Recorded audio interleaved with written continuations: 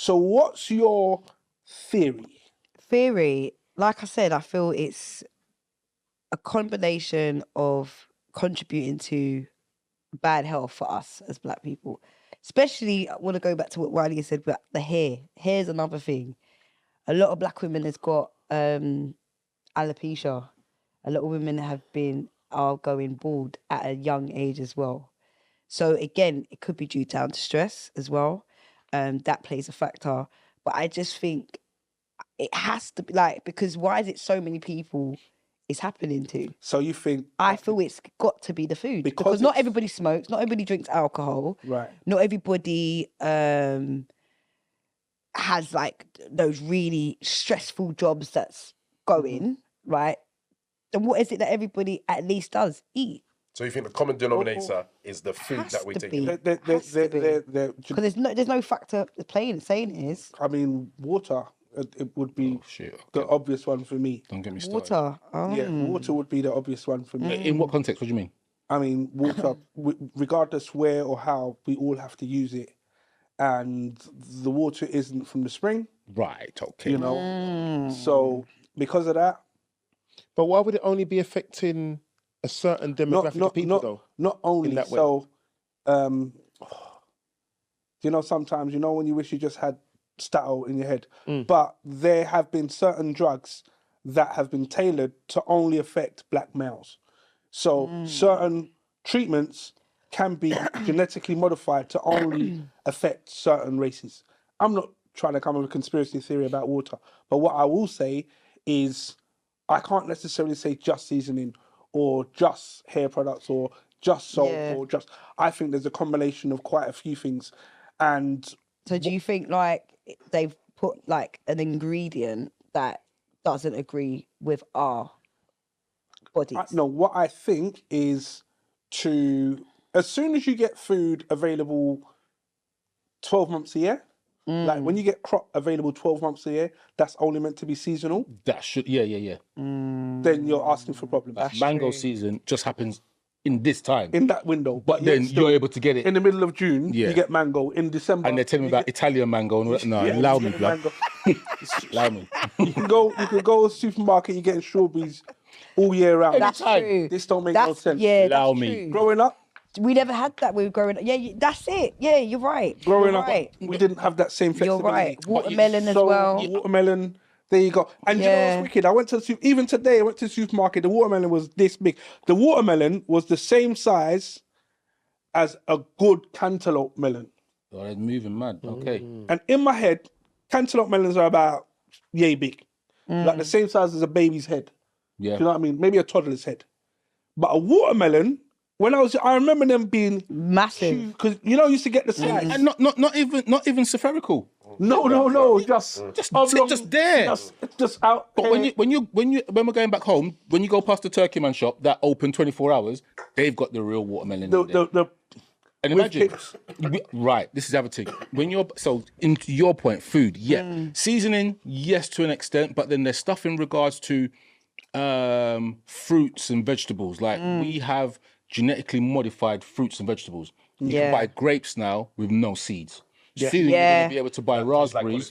That tastes like cauliflower. Oh yeah. You can buy a portion of grapes from Harrods at £75. I beg your pardon. £75, 100%, £75 from Harrods. Almost tempted. Like let's order one and put in some money and taste it live on air and see how it tastes. But it's a genetically modified grape. The grape's probably about that big. But and it's got a seed in it. No seed. So my barber. He's a barber, but intelligent. He says, why would you eat something that comes from a seed that doesn't have a seed? Just reading very quickly on that, someone said they spent £75 on grapes at Harrods, only to find that they tasted pretty much like the grapes in the supermarket. Yeah. Wow. But in saying that, you can get a strawberry from Japan. Yeah, you've seen it. I don't know. I think it's like near enough £100 or £200, whatever. But this strawberry is like if you taste it, it almost changes your brain chemistry. It's like crack. But to be fair, it has tea. I was about to say To be fair, Nothing wrong with crack. the plants. Do your thing.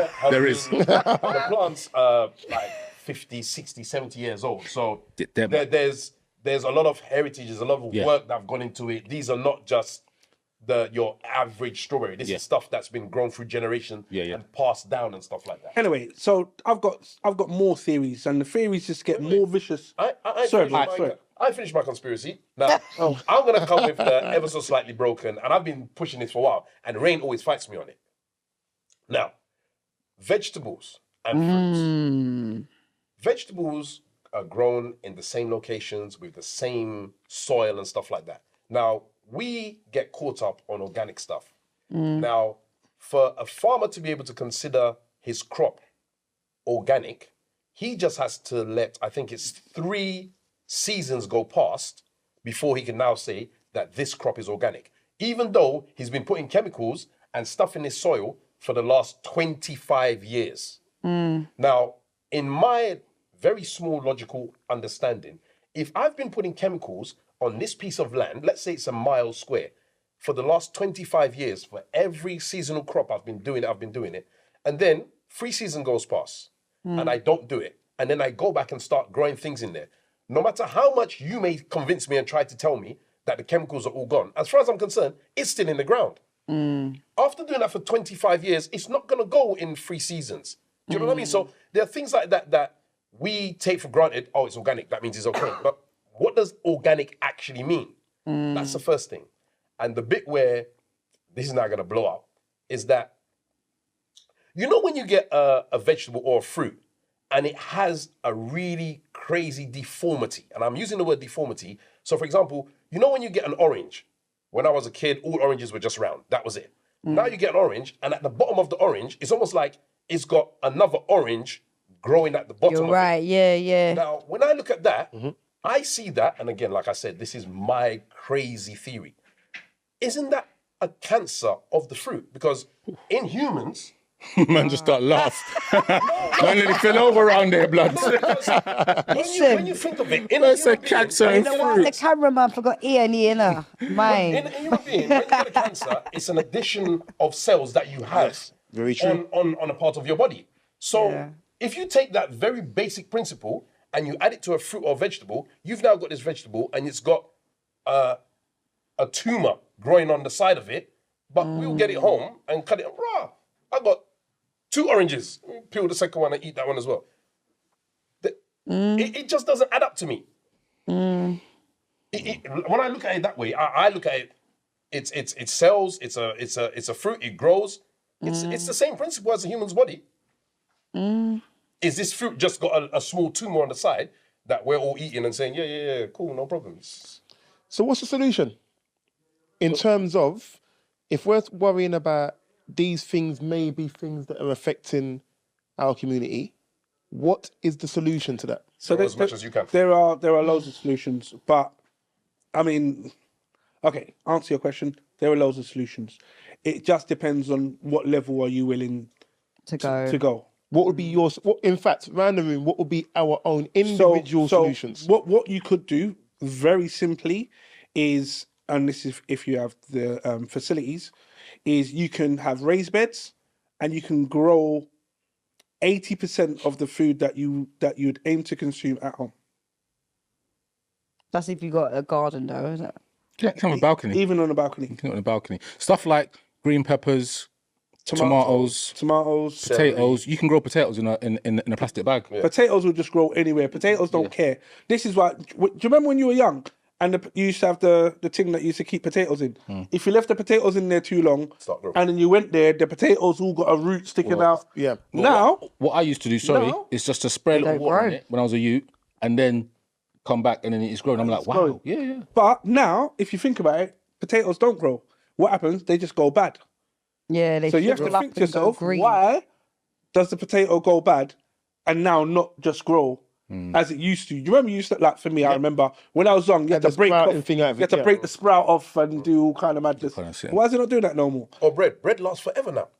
Oh, yeah. Oh, no. Oh, don't get me started. Oh, okay. Oof. Yeah. Garlic bread. Get into it. But there is one other thing. There's one thing that I when it comes to females that I don't understand.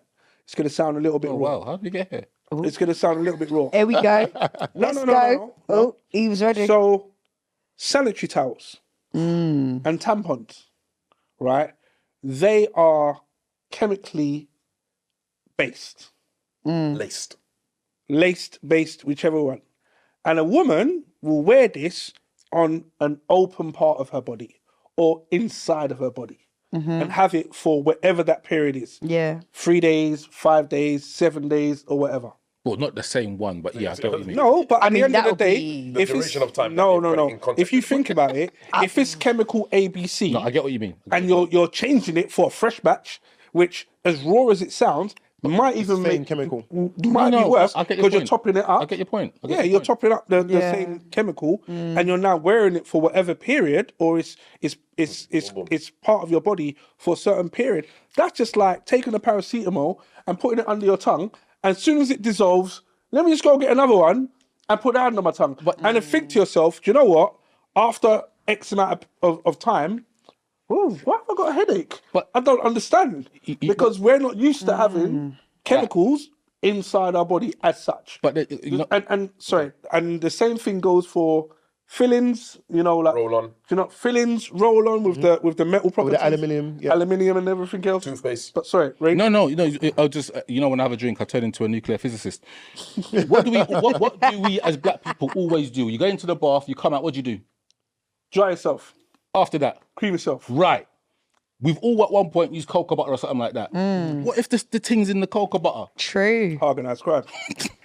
Now, True. imagine you ain't got cocoa right, butter you're and right. you've got dry elbows. Oh, now, Lord. Oh, Lord. so now you're going to go get the chemical, rub it into your skin.